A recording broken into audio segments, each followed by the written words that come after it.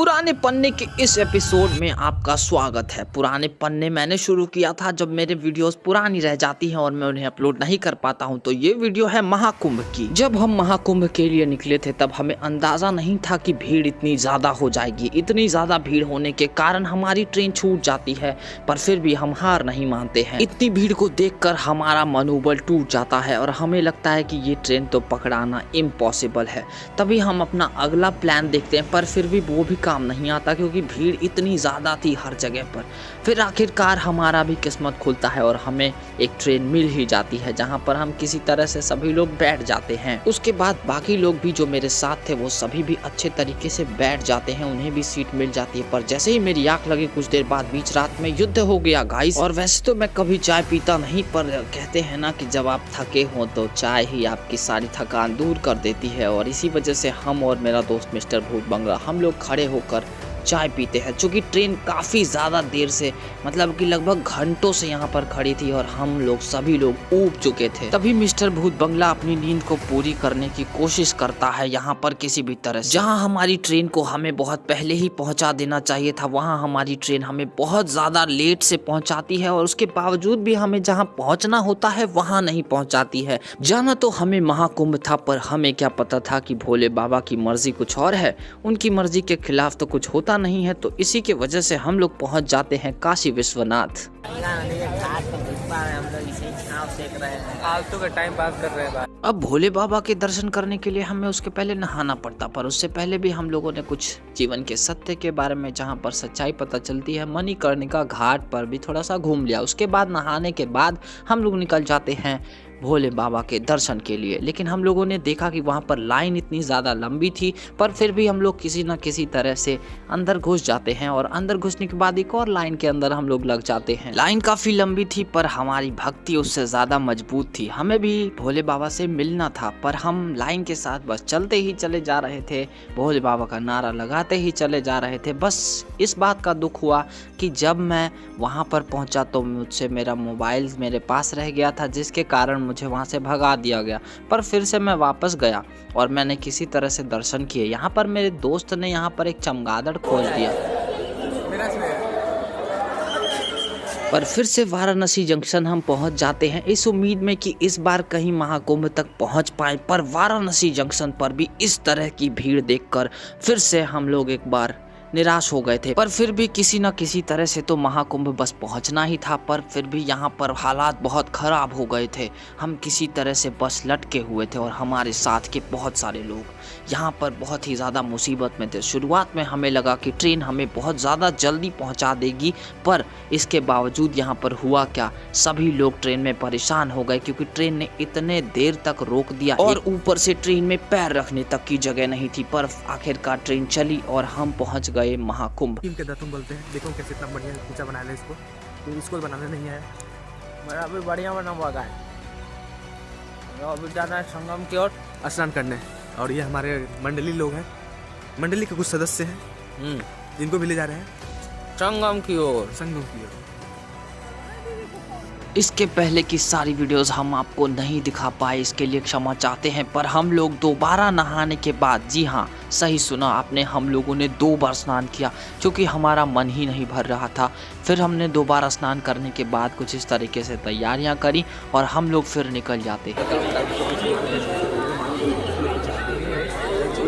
इतना बड़ा जन सैलाब हमने पहली बार देखा था जब हम वापस लौट रहे थे। हमें रास्ते में इतने ज़्यादा लोग देखने को मिले, भीड़ इतनी ज़्यादा थी, हम सभी के पेट खाली थे और हमारे पेट में चूहे कूद रहे थे, जिसके वजह से अब हमारे कदम बढ़ चले थे भंडारे की ओर, जो कि अंबानी और अडानी दोनों की तरफ से खिलाए जा रहे थे।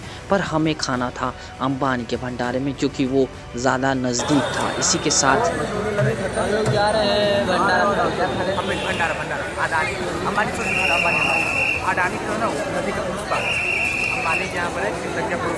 अडानी का भंडारा दूर है। वहाँ पर कुछ देर लाइन में खड़े होने के बाद हमें आखिरकार भंडारा मिल जाता है और उसके अंदर जो खाना था वो बहुत ही ज़्यादा स्वादिष्ट था। ये खाने के बाद हम सभी का मन काफ़ी प्रफुल्लित हो चुका था और हम लोग वापस से रिचार्ज हो चुके थे। पर अभी भी खाना तो ख़त्म नहीं हो पाया था। उसके बाद हम लोग वापस निकल जाते हैं स्टेशन तक पहुंचने के सफ़र पर ये क्या पता था कि हमें इतनी दूर तक पैदल चल के जाना पड़ेगा। ये सफ़र शुरू से ही हमारे लिए आसान नहीं रहा है, पर हमें नहीं पता था कि अब हमारे साथ ये होने वाला था।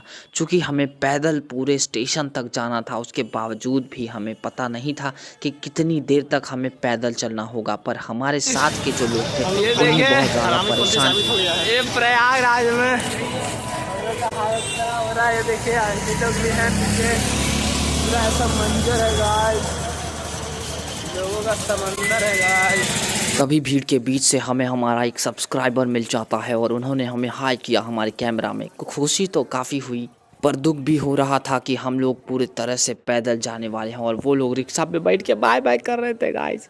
अभी बात यहीं पर ख़त्म नहीं होती है। चूँकि हमारे पास वजन भी काफ़ी था उठाने के लिए हम सभी के पास, पर मिस्टर भूत बंगला ने इसका कुछ अलग ही उपाय निकाला। इस तरह से बैलेंस करते हुए उसने सर पे अपने रख लिया था इस वजन को। कुछ दूर मुझे भी इसकी जिम्मेदारी मिली थी, पर मैं ये नहीं कर पा रहा था। हमारे पास सिर्फ और सिर्फ आगे बढ़ते रहने के अलावा कोई भी चारा नहीं था।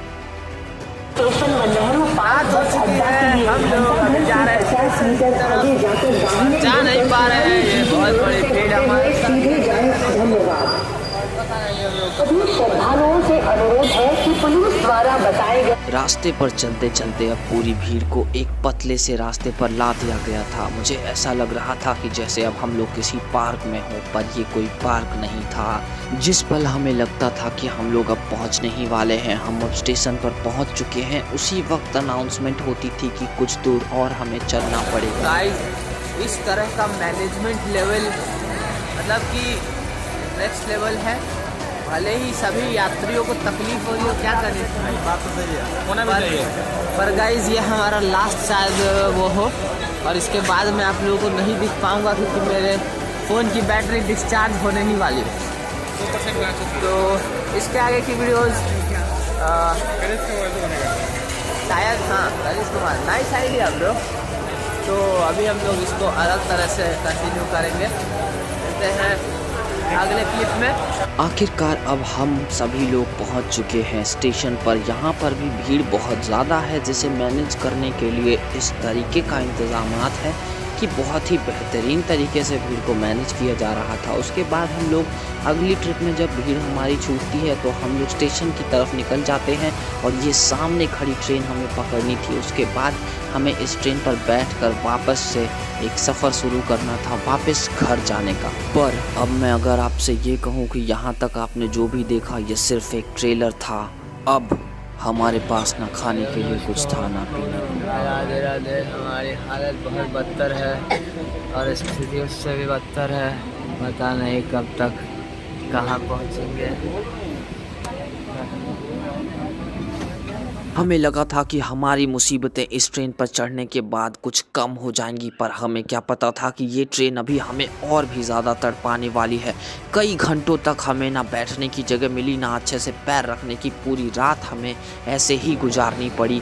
तो कुछ इस तरह से होती है हमारे दिन की शुरुआत, और हम लोग चलते हैं अगले दिन में। हम लोग करना हमारे दिन की शुरुआत होती है, लेकिन हमारी हालत पूरी तरह से ख़राब हो चुकी है। हमारे पास ना खाने के लिए कुछ था ना पीने के लिए, और हम लोग बस किसी तरह से घर पहुंचना चाहते थे। सबकी हालत ख़राब थी। इसके आगे की वीडियोस को रिकॉर्ड कर पाने की ना हमारे पास हिम्मत बची थी ना सोच। उसके बाद हम सभी की हालत बहुत ज़्यादा ख़राब थी। हम सभी अगले दिन रात के 10 बजे तक घर पहुंचे थे गाइस।